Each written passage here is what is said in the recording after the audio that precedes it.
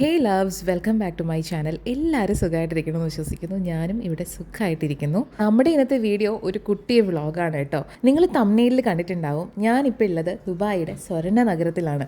സ്വർണ്ണ നഗരം എന്നൊക്കെ പറയുമ്പോഴത്തേക്കും എവിടെയാണെന്ന് നിങ്ങൾ പലരും ചിന്തിക്കുന്നുണ്ടാവും. ദുബായിലെ ഗോൾഡ് സൂക്കിലാണ് നമ്മളിപ്പോൾ ഉള്ളത്, ദേരയിലുള്ള ഗോൾഡ് സൂക്കിൽ. ആക്ച്വലി UAE ഞാൻ ഫസ്റ്റ് ടൈം വരുമ്പോൾ തൊട്ട് എൻ്റെ ബക്കറ്റ് ലിസ്റ്റിൽ ഉണ്ടായിരുന്ന ഒരു പ്ലേസാണ് ഗോൾഡ് സൂക്ക് വിസിറ്റ് ചെയ്യുക എന്നുള്ളത്.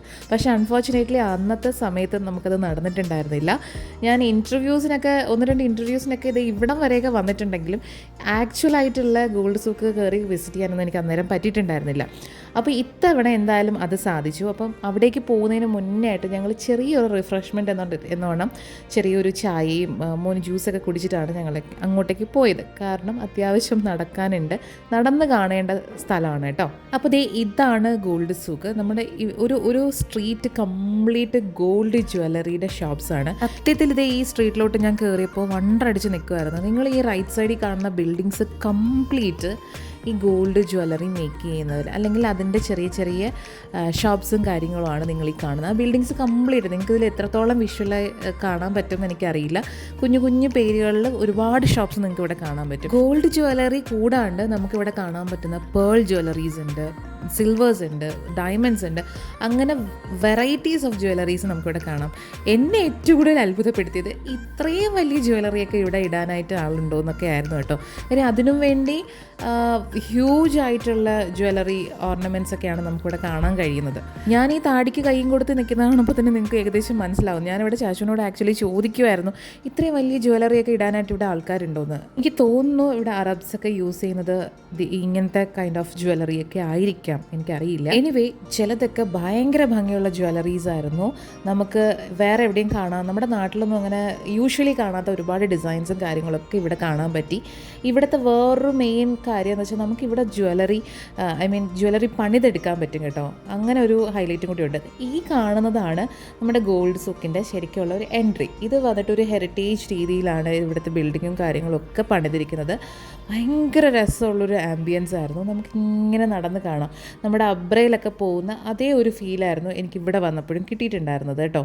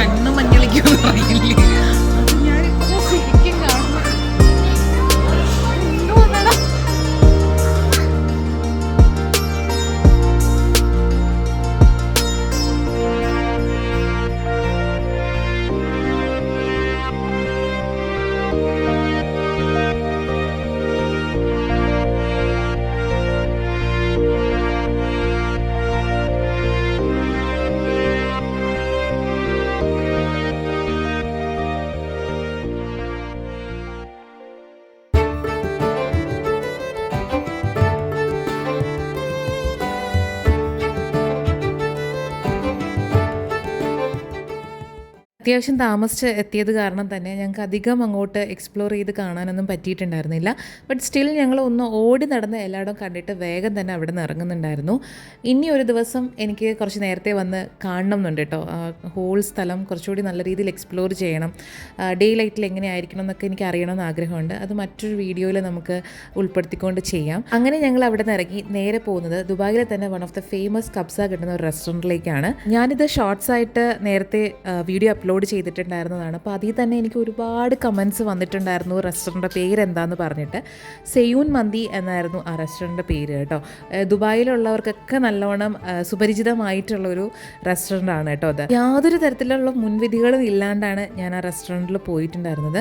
വൺസ് അവിടെ എത്തിക്കഴിഞ്ഞപ്പോൾ എനിക്ക് അവിടുത്തെ ആംബിയൻസ് ഒക്കെ കണ്ടിട്ട് ദൈവമേ, എനിക്കറിയില്ല അതെങ്ങനെ പറയണമെന്ന്. അത്രയ്ക്ക് ബ്യൂട്ടിഫുൾ ആയിട്ടുള്ളൊരു ആംബിയൻസ് ആയിരുന്നു. അവിടുത്തെ ആംബിയൻസ് ആണ് സത്യത്തിൽ അവിടുത്തെ ഹൈലൈറ്റ്. പക്ക ഒരു ഹെറിറ്റേജ് രീതിയിലാണ് കേട്ടോ അതിൻ്റെ ഇൻറ്റീരിയർ കംപ്ലീറ്റ് ചെയ്തിരിക്കുന്നത്. അതുകൊണ്ട് തന്നെ അവിടുത്തെ ആംബിയൻസ് വേറെ ലെവലായിരുന്നു.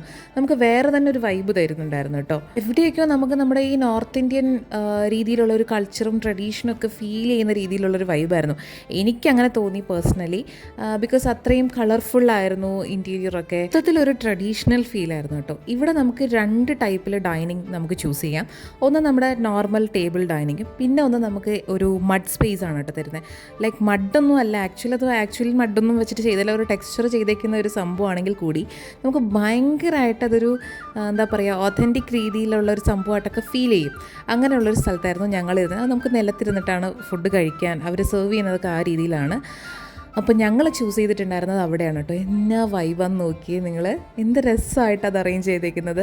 സത്യത്തിൽ നിലത്തിരുന്ന് കഴിക്കാൻ, തറയിലിരുന്ന് കഴിക്കാൻ ഇച്ചിരി ബുദ്ധിമുട്ടാണെങ്കിൽ കൂടി ഞങ്ങളത് ചൂസ് ചെയ്തത് ഇതൊന്ന് എക്സ്പീരിയൻസ് ചെയ്യാൻ വേണ്ടിയിട്ട് തന്നെയായിരുന്നു കേട്ടോ. ഭയങ്കര രസമായിരുന്നു അവിടെ കാണാൻ. അത് കഴിഞ്ഞിട്ട് ഞങ്ങളുടെ ഫുഡ് വന്നു. ഞങ്ങൾ ഇവിടുന്ന് ഓർഡർ ചെയ്തിട്ടുണ്ടായിരുന്നത് കബ്സയായിരുന്നു, ചിക്കൻ കബ്സയായിരുന്നു ഞങ്ങൾ ഓർഡർ ചെയ്തിട്ടുണ്ടായിരുന്നത്. ആദ്യം തന്നെ നമുക്ക് അവർ സെർവ് ചെയ്യുന്നത് സൂപ്പും കുറച്ച് സാലഡ്സും ആണ്.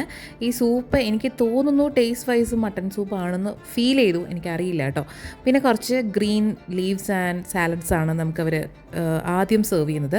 അത് കഴിഞ്ഞിട്ടാണ് നമ്മുടെ മെയിൻ സാധനം വരുന്നത് കബ്സ. ഞാൻ ഫസ്റ്റ് ടൈമാണ് കബ്സ ട്രൈ ചെയ്യുന്നത്. ശരിക്കും മന്തി പോലെയല്ല, മന്തിയിൽ നിന്നും ടോട്ടലി ഡിഫറെൻ്റ് ആയിട്ടുള്ളൊരു ടെക്സ്ചറും കാര്യങ്ങളും ഒക്കെയാണ് കബ്സയ്ക്ക്. കബ്സ കുറച്ചുകൂടി എനിക്ക് തോന്നുന്നു ഭയങ്കര ജ്യൂസി ആയിട്ടുള്ളൊരു സാധനമാണ്. മന്തി കുറച്ചുകൂടി ഡ്രൈ ആയിട്ടുള്ള റൈസാണല്ലോ, ഇത് കുറച്ചുകൂടി ജ്യൂസിയാണ്. ചിക്കൻ ഓൾസോ ഭയങ്കര സോഫ്റ്റ് കുക്ക്ഡാണ് ആൻഡ് ജ്യൂസിയാണ്. അപ്പം എൻ്റയർലി ഡിഫറെൻ്റ് ആയിട്ടുള്ളൊരു സാധനമാണ് കേട്ടോ.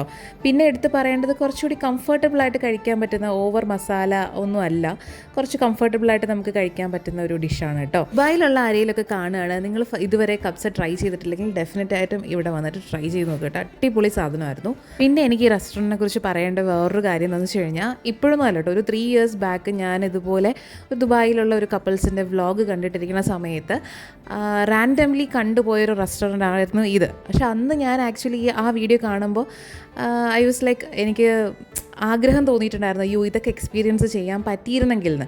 ആൻഡ് അത് അവിടെ കഴിഞ്ഞു കേട്ടോ, ഞാൻ അതവിടെ കളയുകയും ചെയ്തു. കഴിഞ്ഞ് ഞാൻ ഇത്രയും വർഷത്തിന് ശേഷം ഇവിടെ വന്ന് സെയിം റെസ്റ്റോറൻറ്റിൽ നിന്ന് ഭക്ഷണം കഴിച്ചപ്പോൾ എനിക്ക് കിട്ടിയ സന്തോഷം എന്ന് പറയുന്നത് പറഞ്ഞറിയിക്കാൻ പറ്റില്ല കേട്ടോ. ഞാൻ അന്ന് ഒരു വ്ളോഗിൽ കണ്ട സ്ഥലത്ത് വന്നിരുന്നു ഫുഡ് കഴിക്കാൻ എനിക്ക് പറ്റി. അതെന്നെ സംബന്ധിച്ചിടത്തോളം വലിയ കാര്യമായിരുന്നു. ആൻഡ് അവിടെ നിന്ന് നമ്മൾ നമ്മുടെ UAE അല്ലെങ്കിൽ അറബ്സിൻ്റെ ഈ ഓതൻറ്റിക് ആയിട്ടുള്ള സ്വീറ്റ് ഐറ്റംസ് ഒക്കെ കഴിച്ചിട്ടുണ്ടായിരുന്നു. പിന്നെ ഒരു കട്ടനൊക്കെ കഴിച്ചിട്ടാണ് ഞങ്ങൾ അവിടെ നിന്ന് ഇറങ്ങിയിട്ടുണ്ടായിരുന്നത്. ഓവറോൾ അടിപൊളി എക്സ്പീരിയൻസ് ആയിരുന്നു കേട്ടോ. ആൻഡ് ആ ഒരു ദിവസം ഞങ്ങൾ തറലി എൻജോയ് ചെയ്തു. അപ്പോൾ ദുബായിലുള്ള ആരെങ്കിലുമൊക്കെ ഈ വീഡിയോ കാണുകയാണെങ്കിൽ ഈ വീഡിയോ സേവ് ചെയ്തോളൂ. എന്നിട്ട് നിങ്ങൾക്ക് ഡെഫിനറ്റായിട്ടും ട്രൈ ചെയ്യാം ഈ 2 സ്ഥലവും. I mean gold souk visit ചെയ്തിട്ടില്ലാത്തവർ ഗോൾഡ് സൂക്ക് ഒന്ന് വിസിറ്റ് ചെയ്യുക. അതുപോലെ സെയൂൺ മന്തി ഇതുവരെയായിട്ടും ട്രൈ ചെയ്തിട്ടില്ലാത്തവരുണ്ടെങ്കിൽ അവിടെയും വന്നൊന്ന് ട്രൈ ചെയ്ത് നോക്കുക. അപ്പോൾ ഈ വീഡിയോ ഇഷ്ടമായെങ്കിൽ ലൈക്ക് ചെയ്യുക, ഷെയർ ചെയ്യുക, സബ്സ്ക്രൈബ് ചെയ്യുക. മറ്റൊരു വീഡിയോ ആയിട്ട് വീണ്ടും കാണാം. അതുവരെ ബൈ.